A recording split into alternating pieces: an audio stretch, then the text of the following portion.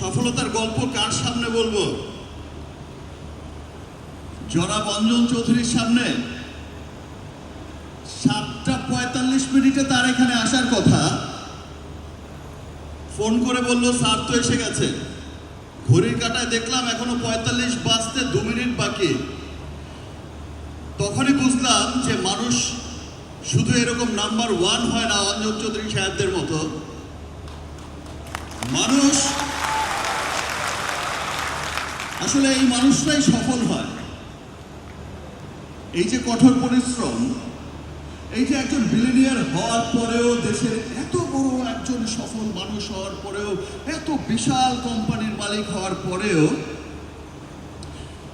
5 minute late করতেই পারতেন, কিন্তু 2 মিনিট আগেই এসেছেন।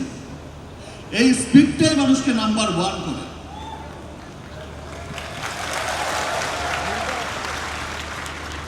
এই পরিশ্রমটাই মানুষকে নাম্বার 1 করে।